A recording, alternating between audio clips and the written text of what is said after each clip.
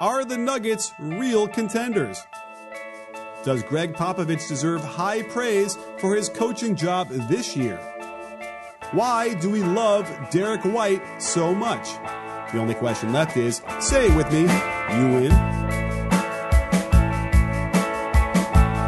Hey, sports fans, Coach Nick here, and welcome to the BBall Breakdown Podcast. Today, as always, I'm joined by Jared Weiss, even though it's been a little while since he's been on the show with me, but I'm glad to have him back. Our schedules are finally realigning. So, Jared, let's hear your lovely voice. It's today as sometimes Jared Weiss. Yes. So, Jared, I hope all has been well with you and that we haven't done anything to offend you to keep you away for so long. I've missed you dearly, my friend. And you had a nice trip to Florida, which definitely, it was funny. I think, didn't we miss a last show because I thought you were on Pacific time the entire time and we just had everything completely screwed up. See, folks, this is how the magic happens, or rather how the magic doesn't happen. It's the time zone changes when you're in the NBA that really screw everything up. But that's why I figured it makes sense that we talk about a couple teams that are between Pacific and Eastern time.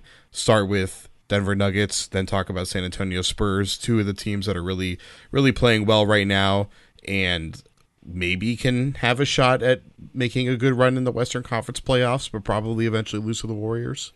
Damn, what a segue that was. I couldn't have done it better myself. So, yeah, the Denver Nuggets. Let's talk about them. They just beat your Celtics on the road in the Garden in an impressive win. It was actually a pretty good game for most of the game, and then kind of just fell apart in the fourth quarter, in the middle of the fourth quarter. And I guess that's the key. The Nuggets can do that to you. It's not quite as violent as the Warriors will do it to you in that like 3-minute stretch where they just kill you. But all of a sudden, Jokic will step back, hit a three. He'll throw a dime. Barton might throw a shot in or two. You know what I mean? I feel like it's just, and then they might lock down a couple possessions and that's it. So they have that kind of thing going. So I don't know. Would you think that they're really legit? Oh, for sure. For sure. Especially because Millsap is playing so well right now. He's like really getting back to that elite defender capability.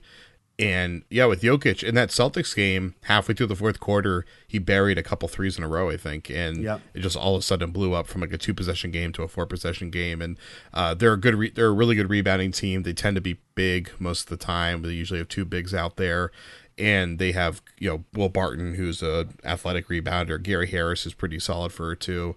So like they clean up on the glass in the fourth quarter very nicely. And they just converted so well. They don't waste possessions usually. I think that's the beauty of having a guy like Jokic out there. It's really hard to waste a possession when, if things are falling apart, you can just toss it to him. He just kind of like grabs the ball, sticks it in the air, kind of just like shakes his butt around a little bit, and then it just goes somewhere. He shoots it, or he just hits somebody on the cut. I mean, he makes it so easy, and like they don't even like seem that intimidating, but they just execute really well. Yeah, they have no less than 7 players averaging double figures. So they just attack you from a lot of different ways. And I'm not even including Isaiah Thomas in that. You don't need to. But I'm looking on the thing, and I don't even see him on here. That's really strange. Why does BBall Ref not even listen to him here? But that is weird. I mean, he hasn't played nearly enough to really qualify, and they're taking him out of the rotation, so I wouldn't count that. And in that Celtic game, it was nice to be there for, and like Isaiah means a lot to me as someone who was around him during everything that happened, and he's an amazing guy. But he did have a couple dimes that were like, they weren't great dimes, but they were like, it was the right play. But he just right now is not there yet, and hopefully he'll get there next year. And it's just too late in the season at this point for him to work his way back in. But it makes it watching him out there, I clearly understood why Malone said he was going to shut him down. Obviously, he played him just so he could get his tribute and be out there and all that in Boston. But that should be it for him. Yeah, because Monty Morris is playing really well. Be very concerned because what they're doing to try and get him back is not going to work. I don't think it's going to have to be surgery. So. And if they don't do surgery, he's just going to be, where he is now. But let's move on to something besides Isaiah, because that would be a long conversation we can have. Yeah. We'll bring a doctor in and we'll talk about that. But so obviously they have, the MVP talk around Jokic is probably, to me, kind of settled down, even though, the Nuggets have gone about their business and they're one game behind right now, I think, in the standings. That should be right. And I mean, Jokic is really good, and like he should be one of the first All NBA teams. But he wouldn't be an MVP in like a normal year. And then this year we have two historically great MVP candidates in Giannis and Harden. So that's definitely not going to happen. Right. But, the whispers are there. And I like it. A guy who averages 20 and 11 and 7.5, is crazy. If he only blocked a few more shots and then he would be in, completely rarefied air. But he actually had a really key block against the Celtics too. He can kind of get it done on the defensive end enough and they're high powered enough on the offensive end where they can just sort of overcome any of those issues there. So, I don't know. I don't see. Let's just pretend they get the second seed. I mean, here's the question. Will the Warriors do some load management and ultimately, lose a few games at the very end and let the Nuggets catch up? I think that's probably a 50-50 proposition, wouldn't you say?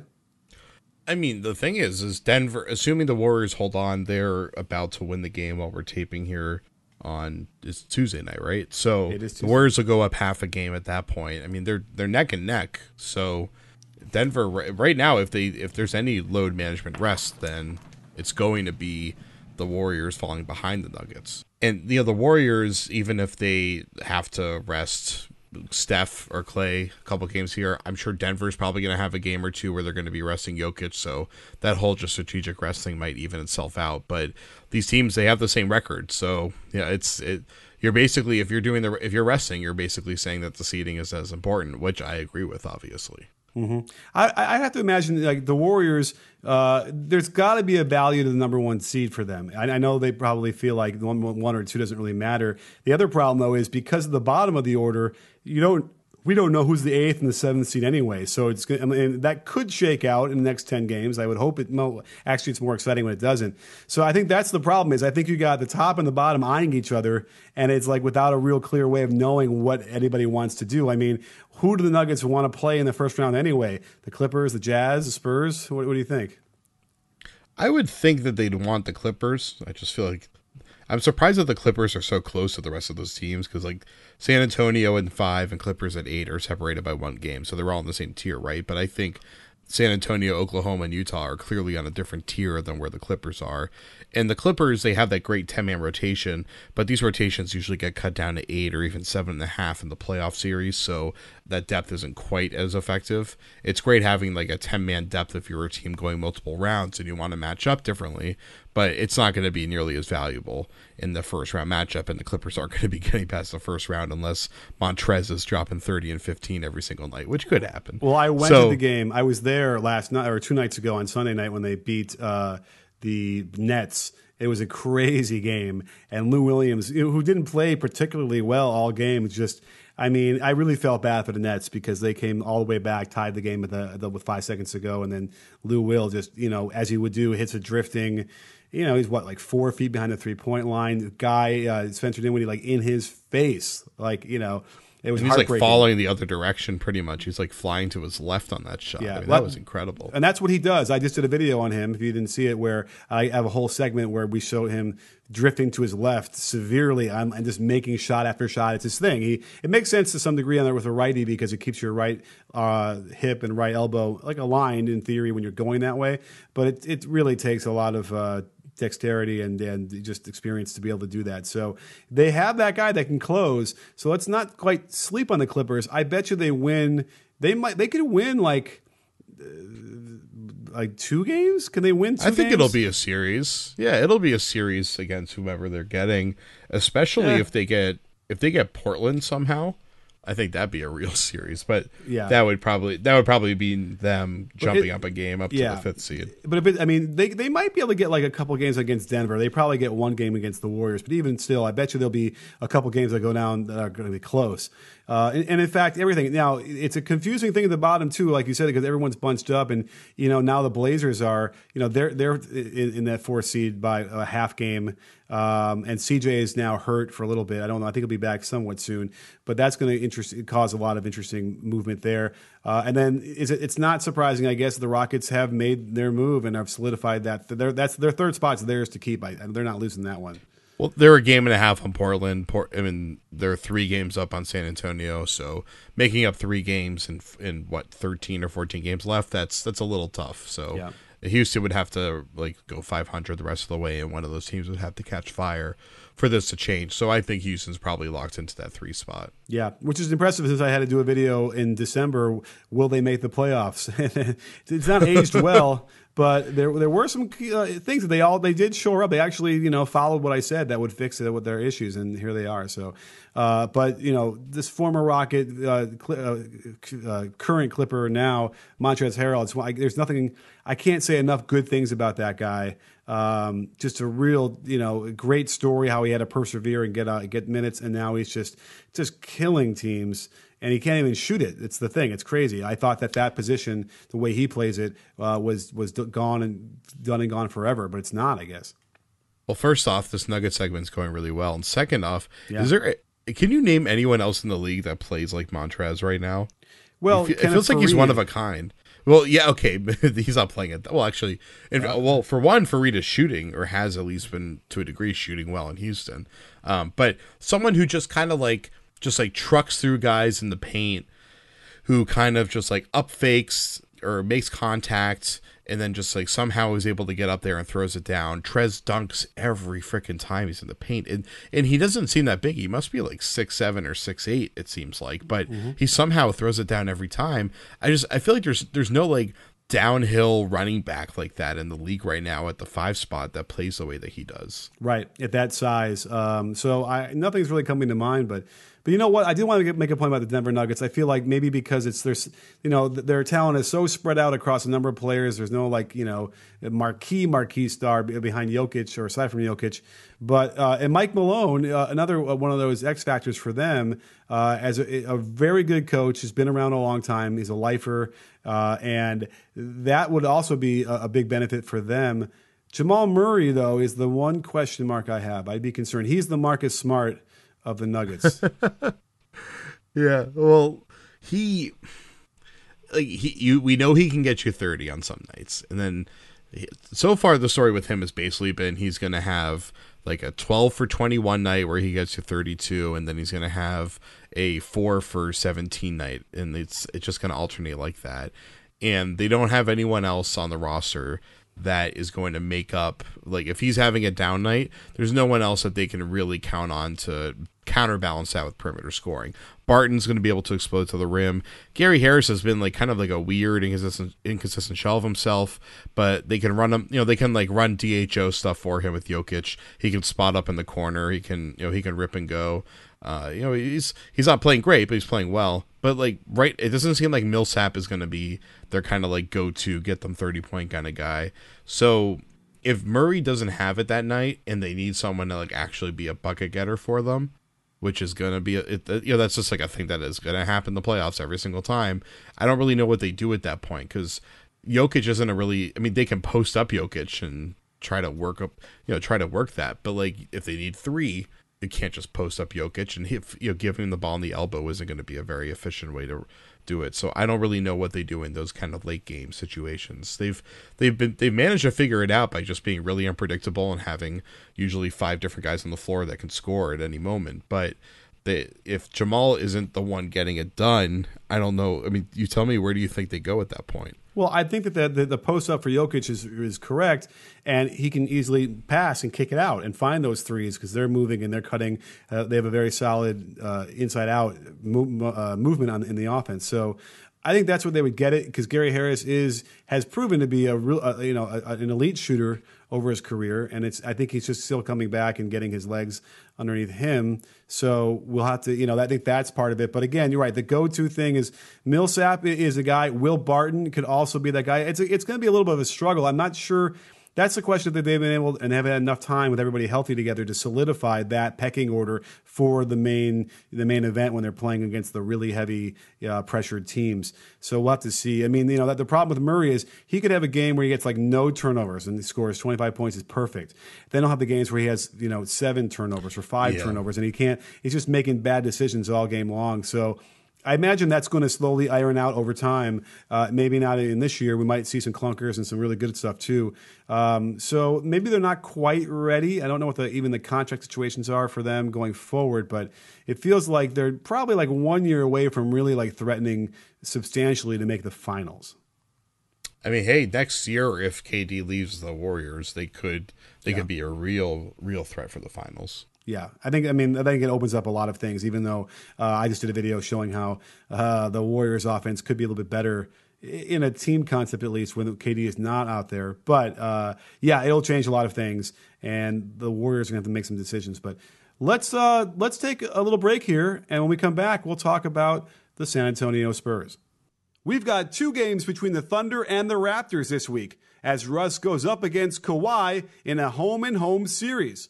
And that means there is only one place to get in on all this action, and it's called betonline.ag. Sports, casino, virtual casino, you name it. BetOnline.ag is BBall Breakdown's preferred sportsbook online. Place your picks for those games and more this weekend by going online to sign up today at clnsmedia.com/bball.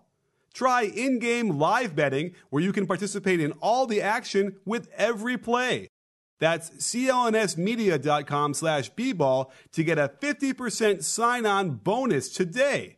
BetOnline.ag, your online sportsbook experts. So let's talk a little bit about Greg Popovich, and they were lauding him on the broadcast when they were playing the Warriors. Lauding, L-A-U-D, lauding. I guess that's the right way to say it. I say lauding. Lauding, that's what I'm saying. Laud, like you're saying, like you're in a preacher in the South. Loud. That's what I'm saying. Laud. They're Spurs lauding are delicious. him. Yes, because loud is just kind of like screaming, like I'm doing right now. So they were lauding him with praise, or that's what that means anyway, about his coaching job this year. But my take, and I even threw this out on Twitter, was that he's got 2 All-Stars. And I don't care if you're going to try and yell at the radio or wherever you're listening to this, that DeRozan wasn't an official All-Star this year. He's an All-Star player.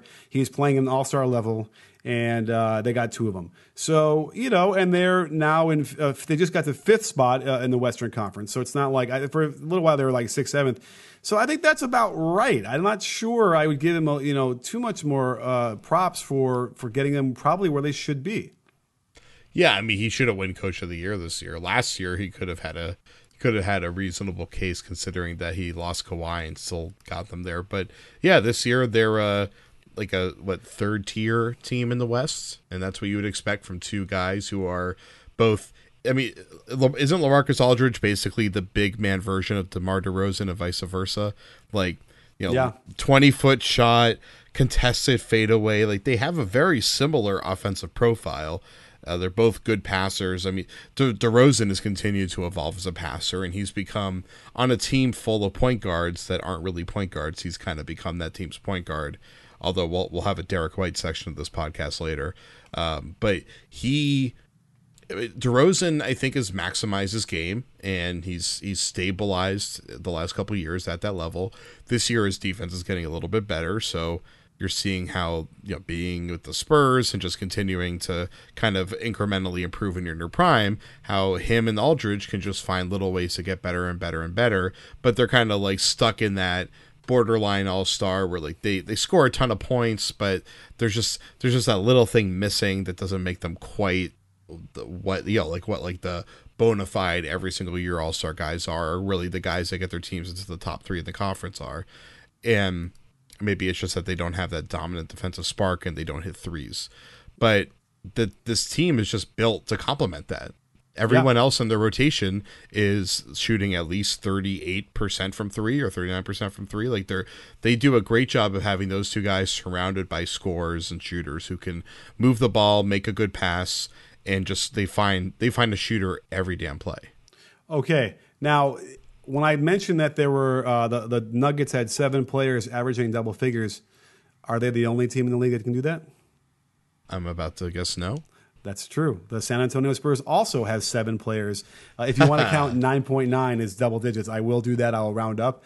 They have 7. They're very well balanced. And again, it's a testament to DeRozan willing to pass more. He's averaging a little over 6 assists a game, which is fantastic for him. So, I mean, I watched him. They went in, at Madison Square Garden. I was in New York a couple weeks ago. And, I mean, the guy's just a pro. He just goes about the game as a pro, and he is tough. He hits tough shots. I mean, he hit a shot against the Warriors that pretty much iced the game with, I think it might have been Iguodala all up in his grill. Multi-dribble ISO, from about 18 feet. I think it was Clay, actually. Oh, it was Klay Thompson. It was Clay. So it was like the best at defending that kind of possession in the game, pretty much. Yeah, and he did his almost, and short of blocking the shot, he did as well as he could do. And DeRozan still hit it. So they're tough. They're tough, and obviously they have Popovich, and so when they're going to need him for any kind of adjustments and on the fly during the playoffs, that's going to be their ace up their sleeve. So, yeah, nobody I don't think is going to want to necessarily play them. Now, the X factor we have here, though, is and one of the reasons why they lost to the Knicks when I was in New York was that Derrick White didn't play. And as soon as he comes back, they go on a 9-game winning streak. In that stretch, because it's him. I think what he can do for them is such another level. It gives them that Manu play almost, if you will. Although I would hazard to say he probably doesn't shoot any better as far as 3-point percentage than Manu, but I don't know. He just feels a lot more solid to me, a little bit more consistent. So you don't like Derrick White, right? You wish he wasn't in the league. Why am I getting that? No, I love Derrick White. Okay, good. Just want to make sure. For the record, he's shooting 35.3% from 3 this year. It seems. I want to check if it's like as recent, if he's shooting better recently. But yes, go on.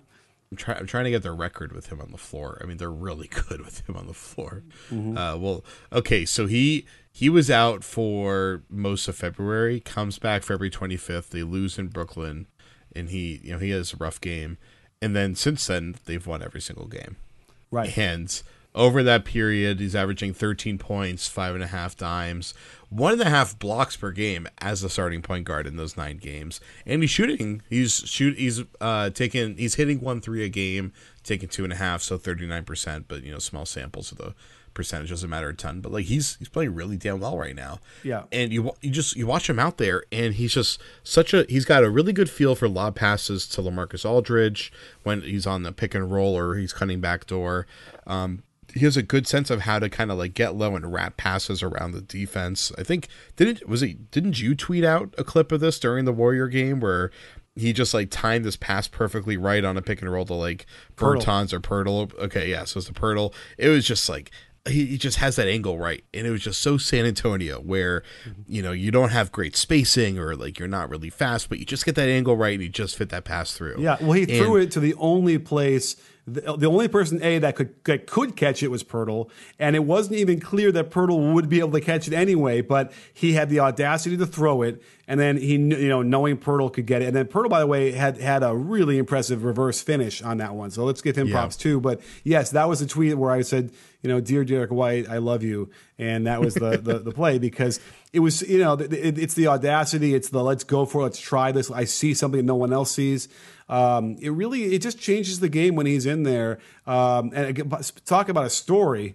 His story of getting to the NBA is just another one of those crazy things where he, couldn't even get a scholarship out of high school. A guy who's going to go to cooking school or a school that had a big culinary arts program, and then that coach ended up getting a D2 job, and then brought him there, and that's where he went going from there. So he didn't actually play at a culinary school. There was a rumor about that, but he almost was going to have to until the coach got a different job and brought him with him. So again, I love those stories of the underdog guys who have to work that much harder to make it and are respect the game that way because of it.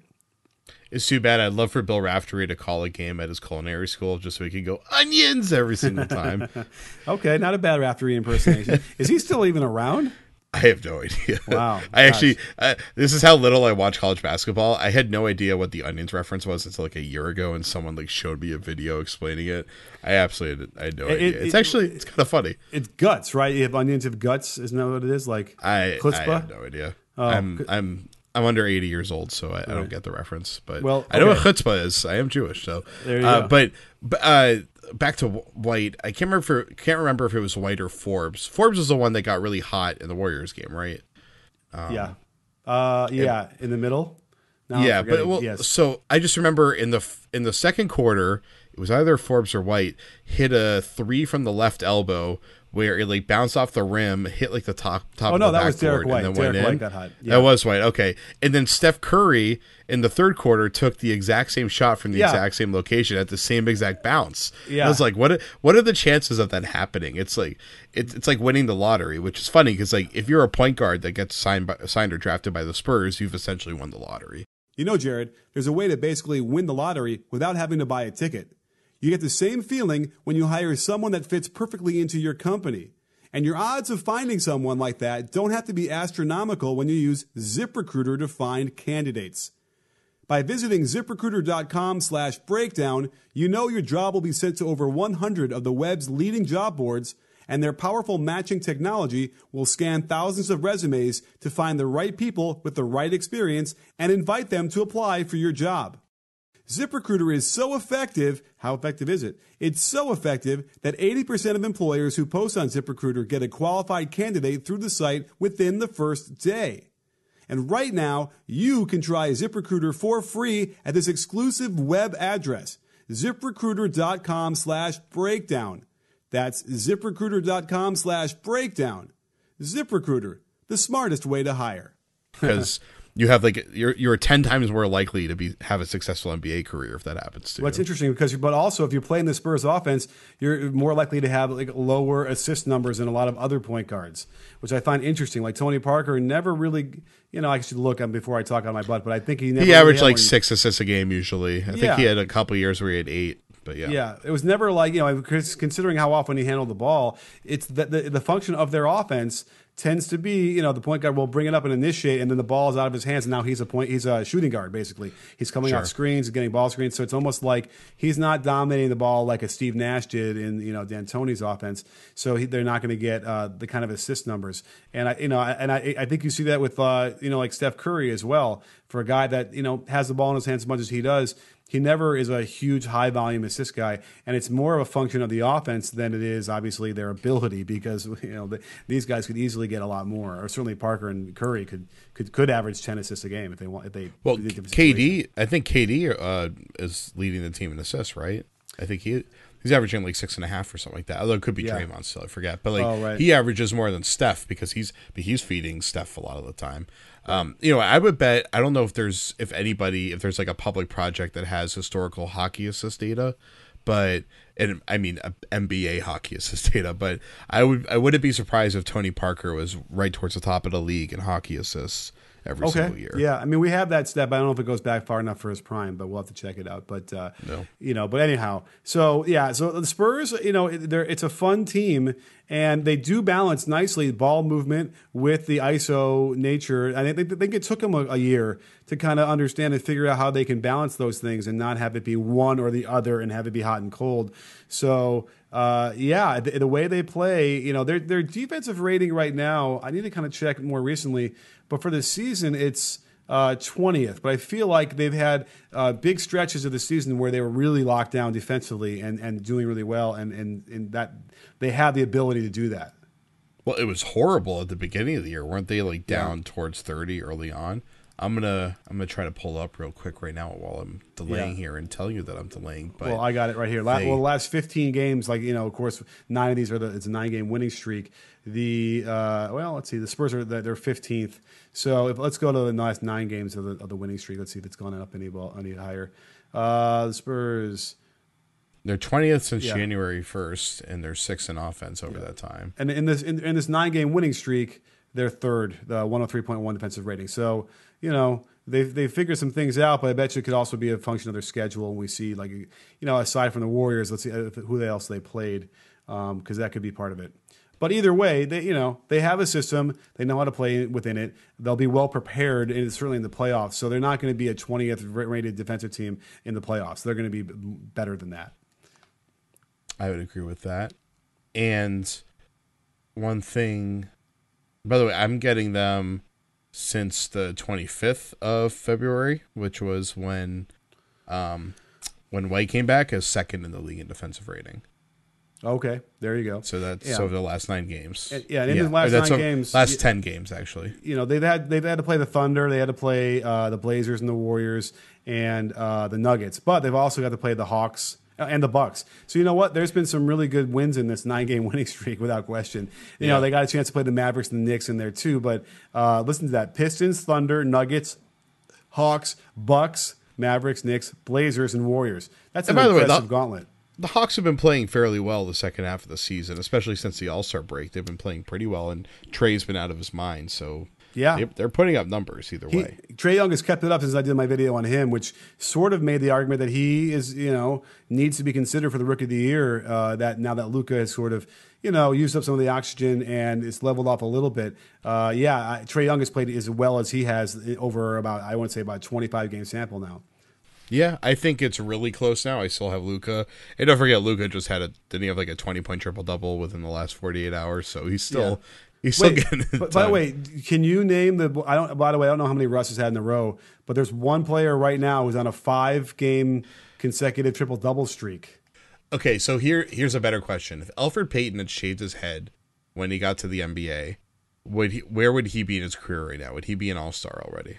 I don't know, but he certainly would have shot a lot better. I mean, there's no question that there's a great video out there on YouTube about airspace with the hair. I forgot who did it. It was going to bring it on the show. This is probably 2 years ago. But they really make some great points about when you have hair that protrudes out from your hairline, you need that space to bring the ball up and out and through on your jump shot. And if the hair hits the ball or you got to move it to be out of the way of that, it's a real problem. Marcus Smart shaved it and it improved. And he showed numbers that show you improved. So without question, we had seen it flop into his eyes on a floater. Well, the big thing was, I feel like you and I have been talking about this for years, is that when he shoots the ball, or when he shot the ball, when he had his hair would flip. It would, like, as he started to jump, it would go back. And then right as he was about to follow through, it would fly back in his face and hit him in the eyes. So he was literally blinding himself every time he shot the ball. Mm-hmm. And I don't care how used to it you are. There's some weight on top of your head that's kind of like counterbalancing what you're trying to do, which is going to screw you up right there. And you're literally taking away some of your vision as you're doing it. It had to be the main reason that he was struggling to shoot the ball. When did he cut his hair? It was last year, I think, when he went to New York. Oh, really? Like, I totally missed that whole, like, was there a celebration or something? Because it just didn't bubble up in my timeline. Huh. I think the former Orlando front office was definitely not celebrating. Right. All right. I got to get him on the show then and talk about that as soon as possible, because I mean, did anyone do an article about that? Let's see. He did it after last season. Okay. So before the season started. Yeah.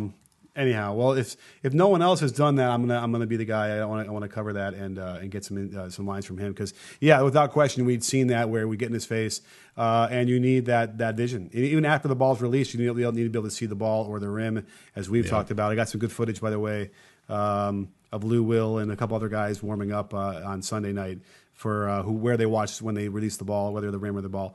And anyhow, interesting stuff. But Jared, I think that time has come. Yeah. By the way, I need to do a live error check. I said Peyton was with the Knicks. I'm thinking of Moutier. I mix those guys up all the time.